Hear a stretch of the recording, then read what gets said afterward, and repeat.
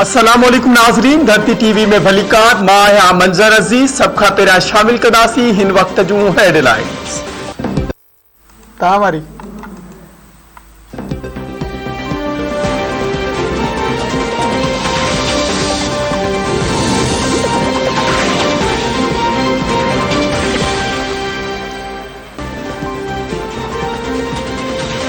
सिंध के गवर्नर इमरान इस्माइल जो रवैयो सियासी नाहे। गवर्नर बिल ते सही करे हा त बिल ॿीहर असेंबली में पेश करण की जरूरत न पवे हा। समूरिन धुरिन सां सलाह मशूरे बाद असेंबली में आंदल मुसवदे ते एतराज समझ का ॿाहिरि आहे। ॻाड़ी खुदा बख्श भुट्टो में शहीदन की मज़ारन ते हाज़िरी भरण बाद मीडिया से ॻाल्हाईंदे वॾे वज़ीर सैयद मुराद अली शाह चयो त तजवीज़ुनि ते अमल करण बावजूद अपोजिशन वारनि असेंबली में हरू भरू हंगामो कयो। खेस समझ में नथो अचे त गैर सियासी रवैयो रखंदड़ तहरीक इंसाफ ऐं MQM वारा चाहिन छा था।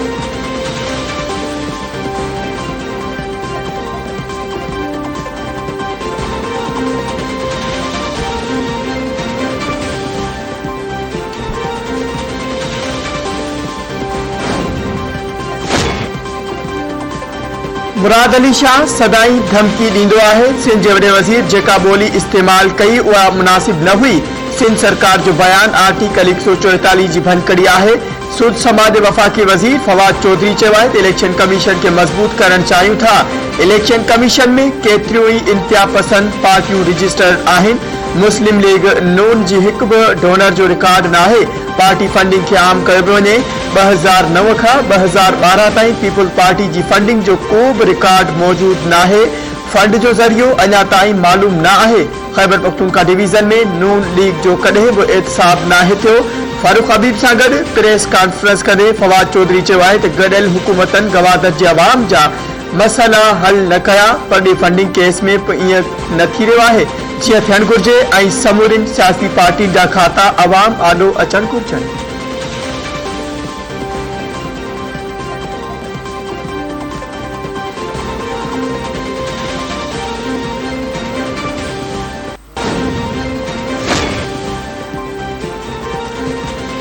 वॾो वज़ीर जाहिल के जाहिल न चवे त ॿियो छा चवे। सूद समाज जे सूबाई वज़ीर सईद गनी चयो आहे त हू PTI खे नाअहल न चवे त ॿियो छा चवे। इमरान खान जा इत्तहादी भी मथस एतबार करण लाइ तैयार नाहिनि। MQM पान के कराची जो ठेकेदार समझंदी आहे। आदमशुमारी ते उन भी मुजरिमानी माठ इख्तियार कई। बिजली जा अघ वधण ते भी MQM ख़ामोश आहे। कुर्बानी जूं खलू खसण जो दौर वापस न ईंदो।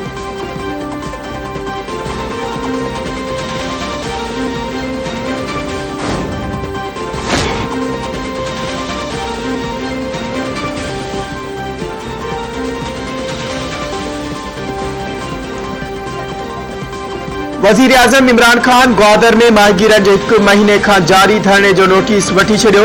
वज़ीर आज़म इमरान खान चयो आहे त हुन ग्वादर जे माहिगीरनि जे जाइज़ मुतालबनि जो नोटिस वरितो आहे।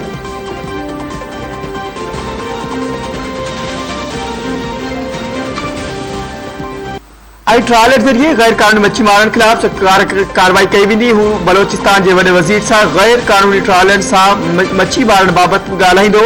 जमायत इस्लामी बलोचिस्तान के अमीर मौलाना हिदायतुर रहमान बलोच वज़ीर आज़म के बयान ते रद्द अमल ॾींदे चयो आहे त हू ज़िद्दी माण्हू नाहिनि, हल ते यकीन रखनि था।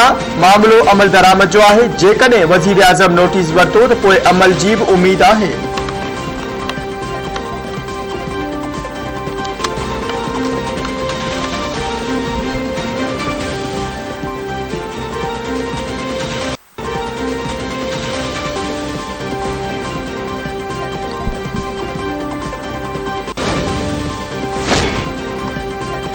जहें भी जीए भुट्टो जो नारो हयो उनके गॾु खणंदासीं। पीपल्स पार्टी जो चेयरमैन बिलावल भुट्टो ज़रदारी चयो आहे त अॼु बि अटे लटे ऐं अझे जो नारो एतिरी ई माना रखे थो जेतिरी 70 जे ॾहाके में रखंदो हो।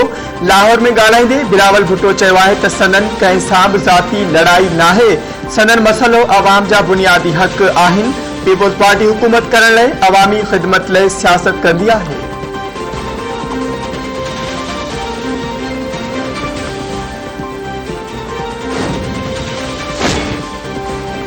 फवाद चौधरी वफाकी हुकूमत जो नाअहल तर्जुमान आहे। हुन मकानी कानून पढ़ियो ही नाहे।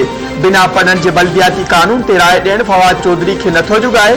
सिंध हुकूमत जे तर्जमान बैरिस्टर मुर्तज़ा वहाब चयो आहे त फवाद चौधरी साबित करे त कहिड़ी रीत सिंध जो बल्दियाती कानून आइन जे आर्टिकल 140A सां टकराव में आहे। पीटीआई वारा ॿिनि ॿेड़ियुनि ते सवार आहिनि, पहिरीं ॻाल्हाईंदा ऐं पोइ सोचींदा आहिनि। फवाद चौधरी बुग़्ज़ ऐं तासुब जी ऐनक लाहे सिंध जो अवाम पीटीआई ऐं संदसि इत्तेहादियुनि खे रद्द करे छॾींदो।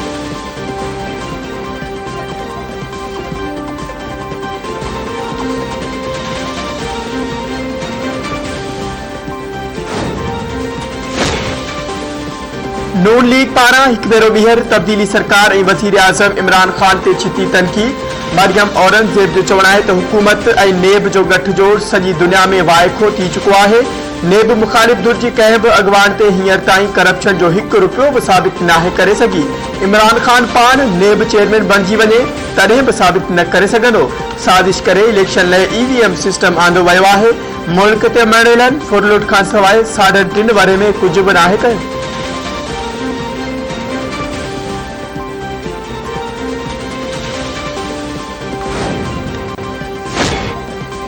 इलेक्शन कमीशन क़ौमी असेंबली जे स्पीकर असद कैसर तरफ़ां मकानी चूंडुनि जे ज़ाब्ता इख़लाक़ जी मुबैना भञकड़ी जो नोटिस वठंदे खेसि ज़ाती तौर ते तलब करे वरितो। सोशल मीडिया ते वायरल थींदड़ ऑडियो में क़ौमी असेंबली जे स्पीकर असद कैसर मुबैना तौर ते वोटरनि खे तरक़ियाती मनसूबनि जी लालच ॾिनी। District monitor officer Asad Qaiser ते सुभाणे 11:30 वॻे पेश थियण जे लाइ नोटिस जारी करे छॾियो। इलेक्शन कमीशन ऑडियो चैनल्स ते हलण सबबि पेमरा चेयरमैन खे बि ख़त मोकिले छॾियो। ऑडियो नशर थियण करप्ट अमल ऐं ज़ाब्ता इख़लाक़ जी भञकड़ी करार।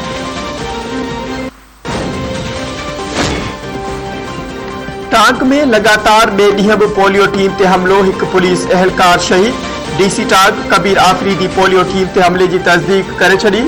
संदसि चवणु आहे त शादा ॻोठ में पोलियो टीम जे हिफ़ाज़त ते मुक़रर पुलिस अहलकार ते हथियार बननि फायरिंग कई। नामालूम माण्हुनि जी फायरिंग में कांस्टेबल शहीद थी वियो, जवाबदार फरार थियण में कामयाब थी विया।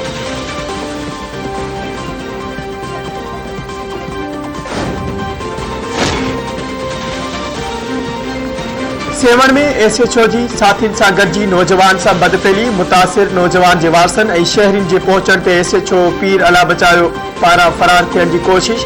वीडियो सोशल मीडिया ते वायरल थियण बैदि मामले जो केस दाख़िल।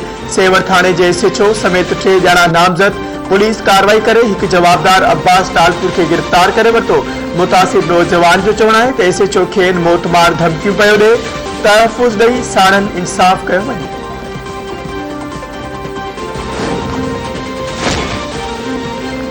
इस्लामाबाद जी पिंड अस्पताल में 13 वरे जी नीगरी सां मुबैना ज़्यादती, पुलिस केस दाख़िल करे छॾियो। पुलिस मूजिब 13 वरे जी नीगरी ख़मीस जी शाम पंहिंजी माउ ऐं ॾाॾे सां गॾिजी पिंड अस्पताल आई हुई। जवाबदार खे CCTV फुटेजिस ऐं ॿी जांच जी बुनियाद ते गिरफ़्तार कयो वियो। जवाबदार ऐं मुतासिर नीगरी जा जुज़ा फॉरेंसिक लाइ लाहौर मोकिलिया वेंदा।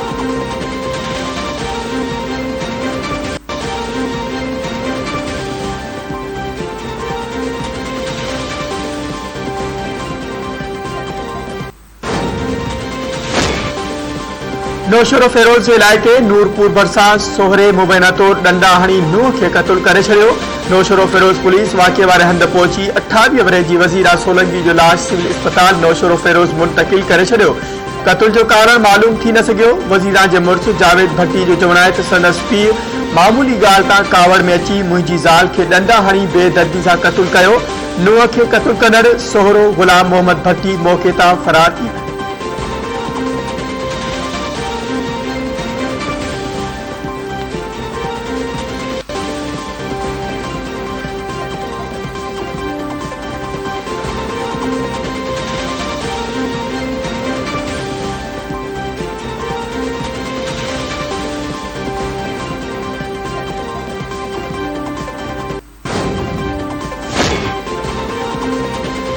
डिगड़ी में सुनहरी स्टाफ वटि तेज रफ्तार वीगो जो कार खे टक्कर, झूलोवासी नौजवान फोत, औरतुनि समेत 5 ॼणा ज़ख़्मी।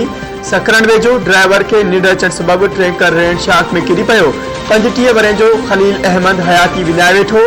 1 ॼणो ज़ख़्मी। चंबड़ लॻ ट्रैक्टर टाली जो टक्कर लॻण सबबि ट्रक ड्राइवर चीबार जी फोत।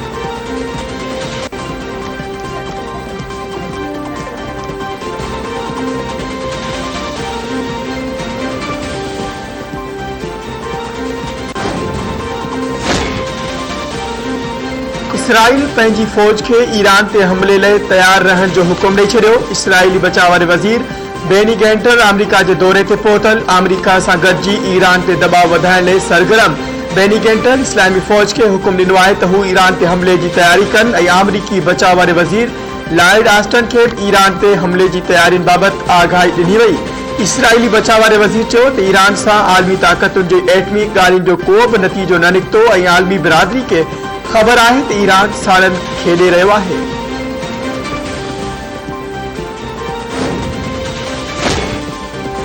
यूरोपी मुल्क यूक्रेन ते हमले जूं तयारियूं। रूस सरहदी इलाइक़े 1 लख खां वधीक फौजी मोकिले छॾिया। जंग जहाज़नि हेलीकॉप्टरनि जी चुरपुर में वाध। यूरोपी यूनियन ख़बरदार कयो आहे त यूक्रेन ते हमलो कयो वियो त इहा जंग रुगो हिकु मुल्क ताईं महदूद न रहंदी। अमेरिका जी बि रूस खे धमकी। सदर जो बाइडन जो चवणु आहे त यूक्रेन मथां हमले ते अमेरिका ख़ामोश न वेंदो।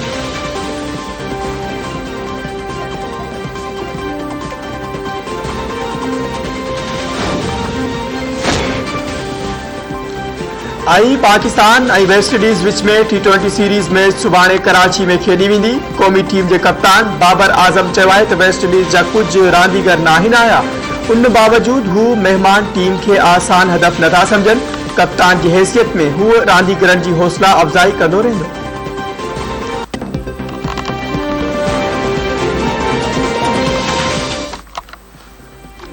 नाज़रीन, हेडलाइंस वारियूं तफ़सीली ख़बरूं मुख़्तसर ब्रेक खां पोइ।